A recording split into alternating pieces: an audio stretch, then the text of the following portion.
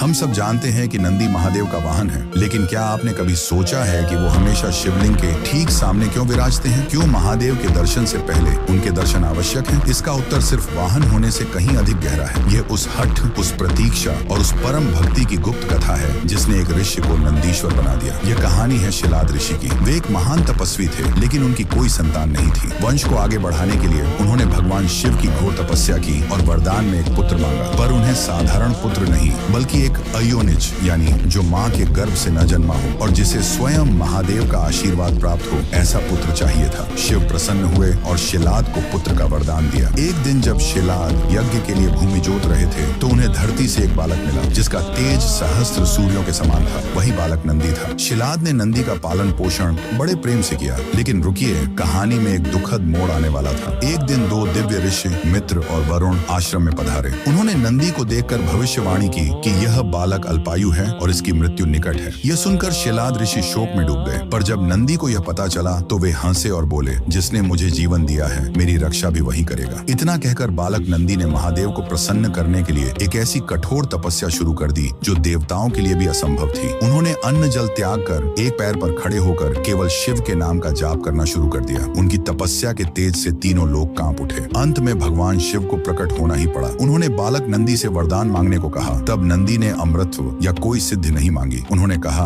हे प्रभु, मेरी बस एक ही इच्छा है। मैं हर क्षण हर पल बस आपके साथ रहना चाहता हूँ। मैं आपके सानिध्य से एक पल भी दूर नहीं होना चाहता। उनकी इस निस्वार्थ भक्ति और अटूट प्रेम को देखकर महादेव द्रवित हो गए। उन्होंने नंदी को न सिर्फ अमृतत्व का वरदान दिया, बल्कि उन्हें बैल का मुख देकर अपने सबसे बड़े गण, अपने सखा और अपने वाहन के रूप में स्वीकार कर लिया। उन्होंने नंदी को वरदान दिया, हे नंदीश्वर, आज से मेरे दर्शन से पहले संसार तुम्हारे दर्शन करेगा। जो भी अपनी मनोकामना तुम्हारे कान में कहेगा, वह प्रार्थना सीधे मुंह तक पहुंचेगी। तुम मेरे और मेरे भक्तों के बीच की सबसे पवित्र कड़ी बनोगे। इसीलिए आज भी नंदी सिर्फ एक वाहन नहीं, बल्कि प्रतीक्षा, धैर्य और निस्वार्थ भक्ति के प्रतीक हैं, जो हमें सिखाते हैं कि ईश्वर तक पहुंचने का मार्ग केवल समर्पण से ही मिलता है। महादेव के इस परम भक्त के लिए कमेंट्स में ओम नंदीश्वराय नमः अवश्य लिखें।